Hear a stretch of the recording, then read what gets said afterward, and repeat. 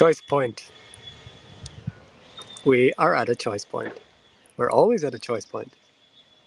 Today, we're going to discover and talk about and converse and convene in communion, in community, about choice and what brings us choice. And is there choice? And from depending on what level of awareness, depending on what perspective we look from, is there choice? And if there is, what empowers us in our choices, and maybe what disempowers. So namaste, welcome everyone. This is day number 256 of 365, A Life of Bliss 365, one quote every day from the book A Life of Bliss, the living transmission. Channel through this one from our dear non-physical friends and teachers AnandA, here to assist us humanity in remembering who we are and why we are here. Today it's all about the choice point. So we're live streaming live every day at 333 on multiple platforms. If you're joining live, let us know, drop it in the comments. And if you are a cosmic time traveler on the replay, it's still now. Say hello. Good to be here with you in this eternal now. So let's get right into the quote. It's a short one for day 256. And then we'll see what glows and flows from there. So this is one that is good to get context by going back to do 254, 255, because we just drop in the transmission. This is what your body offers. This is what your mind offers. This is what the world offers. A contrasting experience to that which has no contrast. It offers a palette to that which is colourless. It offers a potential to that which is choiceless. So we continue this little beautiful one. Thank you. Little spider. Okay, you can stay if you want. Just landed on my face. And so we're talking about this choice point and where does choice come from, and is there choice at all? So we just shared there's choiceless, and that our body, our mind, and the world is what brings color, is what brings choice. Is what brings. What was the other one? I have to go back. This is the only thing about this whole year I am not used to checking anything, because a contrasting experience in which there is no, in that which has no contrast. So it offers contrast where there is no contrast. It offers color where there is, it offers a palette where there is no color, and it offers the ability to choose in the field of that which is choiceless. And so if we frame our body, the mind, or our mind, and the world in that way, there's literally no other, like I was sharing in the video this morning, there's no other way to respond to that than gratitude. If we see that this body gives us the opportunity to experience something that's otherwise unexperienceable, if we see that the world gives a palette of color to something that has no color, if we see that the mind, body, and world give us the opportunity to choose from that which is completely neutral and already complete and choiceless and beyond choice, then gratitude can be the only logical, literally logical response. We can only be grateful. What a gift it is. What a gift this life is. What a gift it is to make a choice out of something that has no choices. Meaning, without body, mind, world, there's nothing to choose from. So there is no choice. Without body, mind, world, there's no difference. There's no other. There's no differentiation. There's no individuation. There is just the oneness that is. And so we can only be grateful in that case. Well, it can be otherwise. But it seems to be, to this one at least, that gratitude is the only response to that. What a beautiful gift this life is. What a beautiful gift the mind is. What a beautiful gift this body is. This divine biotemple. The appearance of this world, what a beautiful gift it is. What an incredible gift. Look at the diversity. Look at the detail. Look at all of this. Just look at that tree. And the bird that just flies by in perfect timing at 555. It's so perfect. And the sounds in the distance of people working and playing music and blue sky, the clouds and the chemtrails, the beautiful nature, the bird song, like we talked about yesterday, the sound healing, nature sound healing, sound therapy.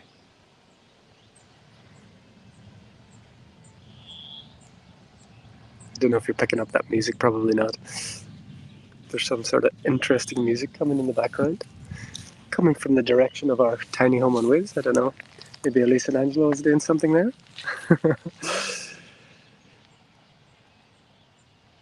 So when we look at maybe times where we feel we've got a challenging choice or difficult choice,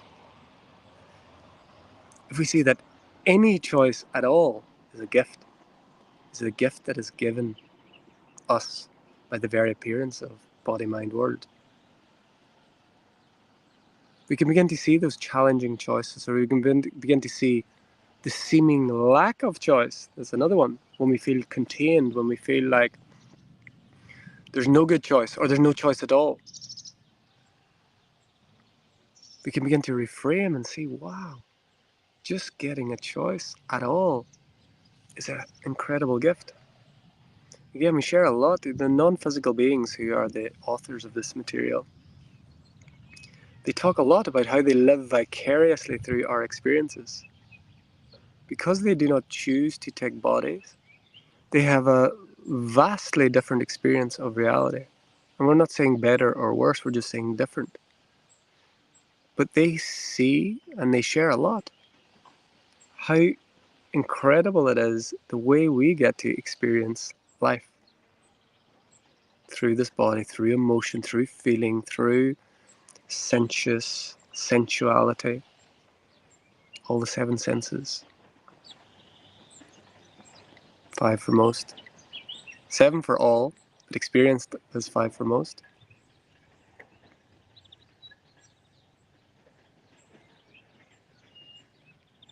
And so they literally say, we live vicariously through your experiences. We live vicariously through that which is the beautiful gift that life is. Imagine if there was no palette. You don't have to imagine. There is no palette. There is no color. Yet, look at this. Look around you. Look around you now, wherever you are, and look at all the color. Look at all the color in the colorless space. Keep forgetting the first one. The choice, the palette, whatever the first one was. There must be something here. If I forget it, there's something here for me. Contrast. So the contrast in that which has no contrast. Pure love, unconditional love. None of these words can really, we can only approach this that can't be spoken of, but pure love and unconditional love, these are good approximations, but they can never, no word can ever explain what we're explaining. Has no condition, has no contrast, has no color, has no choice. It just is the all of everything. And its compassionate nature within itself to experience itself creates the experience of universes, galaxies, worlds, people, bodies, trees, anger, sadness, love, joy, human love in that case, excitement, trepidation.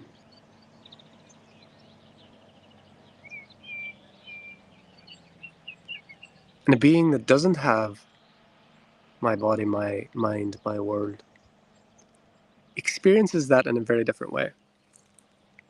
So many of the teachings and pointings and blah, blah, blah is about getting out of here and getting beyond and ascending and transcending and getting more and escaping the present planet and blah, blah, blah, blah, blah. It's beautiful. It's part of the whole.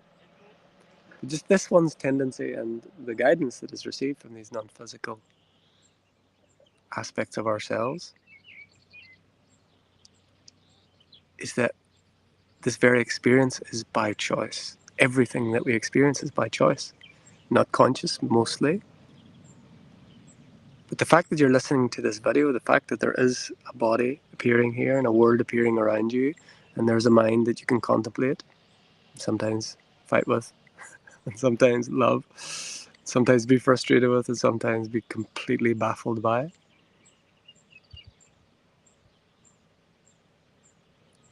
is what gives this flavor, this color, this taste, this touch, this experience. It's a choice that opens a doorway where there was no door before. So the invitation today with this contemplation is to begin to just notice how gratitude is actually the only real response that there could be to that.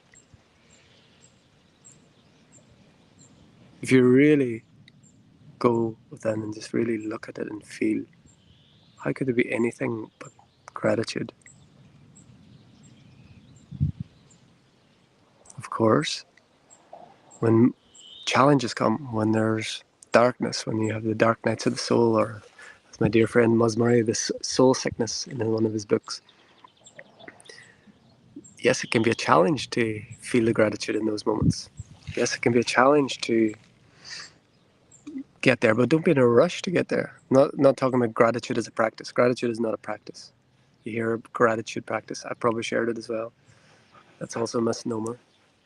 Gratitude is a natural. Is it even a response? It's just a natural. You know, when gratitude arises, it doesn't come as something. Can affect gratitude as, you know, someone does something and we feel we have to do something back. That's not necessarily gratitude. Gratitude is just a natural unfolding when we just see and feel the gift of life that we are, that everyone is, even those playing the challenging roles. So gratitude is spontaneous. That's like that way. Gratitude is spontaneous. It's not an act. It's not a process. It's not a practice. And if you were, as you are, in the infinite space of no thing, where nothing exists, there is no choice, there is no color, there is no contrast. Yes, we brought it back. Contrast, color, choice.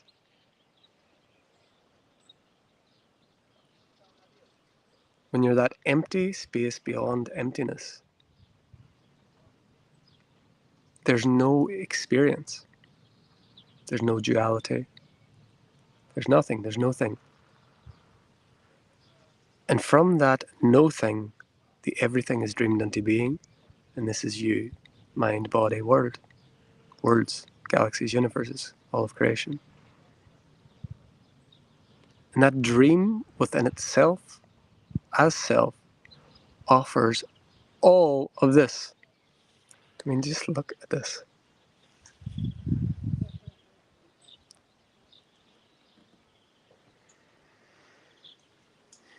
And we get to experience this. We get to play in this. We get to fall and cut our knees. We get to forget who we are. We get this gift of agreed amnesia. We get this opportunity to be on playground Earth. And if you want to continue the story of the prison planet and all of those things, Everyone is free. And we do share about the control systems and the things that have kept humans, beings, ignorant of their magnificence. We share that, but not in a fear, not in a resistance, not in a fight way. It's in a look what we did. Look what we are doing. Look what we are doing to ourselves. Look what limits we're placing upon ourselves and our perception and our divine eyes. Look what we're doing. Look what we've done. Look what this one has done. Look at the extreme methods that we use to dumb ourselves down, to forget who we are, to distract ourselves, to keep us in this loop of separation. It's just a looking. And if we really look,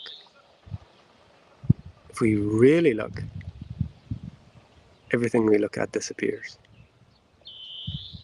And eventually the one who was looking disappears. And it's not eventually, it's always so. Then all there is what is.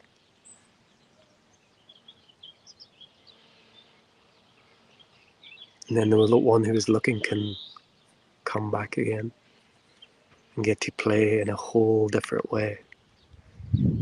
So we don't share radical non-duality here. We don't deny the reality like some of the non-dual radical teachings, but it's just denied everything. No matter what is happening, it's just what's appearing. No matter what is happening, that's just an appearance of the dream. And so while it's in an absolute sense true, it's also for the individual, for the little me, so far away from our experience.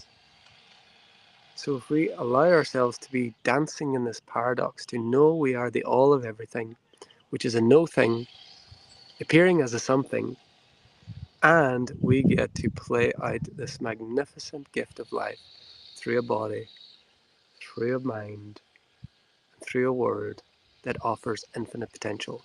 And there's not a single limit on this world, not one, except the ones that we put on it. So the choice point today is being offered and invited to see what limits you have placed upon the infinite. See where you have denied or disregarded or in ways not cared and honored and nurtured your beautiful body. Where has the mind become the mind of another, the mind of a past, the mind of picked up beliefs? And where can you begin to use the mind to direct the mind towards I am love, I am abundance, I am truth, I am eternal, I am free, I am joyful, I am creative, I am one with the whole, and I am here to serve the many, and I am here to be the one who remembers who I am. And use the world to serve the world, see the world as an opportunity, as a gift, and everyone and everything in it as a gift to get to serve. And how can you have fun and more childlike and more free, more excitement? And is what you have been deeming important actually important? Or have we been looking in all the wrong places? This is the contemplation for day 256. Now, as always, we are invited to Control, Alt, Delete. Delete everything that was just shared. Delete the quote. Delete everything that is brought up. Absolutely drop everything. Drop any idea of the past. Dropping any idea of future. Even letting go of the idea of this thing called the present moment. Drop the identity, the gender, the body, the mind, the world. Let everything go. Just for a short, sacred silence as we allow what is to Be what is, as what is.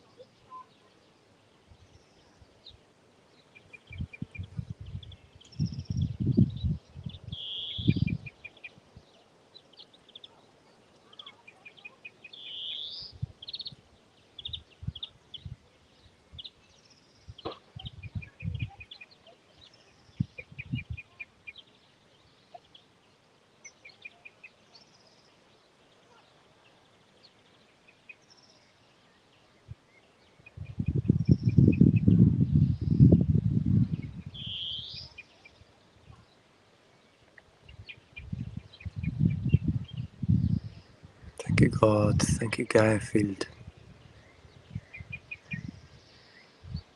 Thank you, Earth. Thank you, Nature. Thank you to the waters. Thank you to all the bodies, all the beings, all the plants, all the animals. Thank you to the vehicles. Thank you for the gift of sound and hearing. Thank you to the birds. Thank you to the wind. Thank you, thank you, thank you. And so, thank you to you watching this now or in the apparent future. We will continue this daily journey, a year-long journey, 256. Wow, so 365, we'll be getting close to the final 100 days soon. Amazing. And thank you for the support, thank you for the comments, thank you for assisting us playing the little game of the algorithms in the social media game. If you get value from these transmissions, I invite you to like, comment, subscribe, share it with those who have eyes to see and ears to hear and hearts to feel. And until next time, from my heart to yours, the divine in me sees, loves and honours the divine in you. Namaste. We are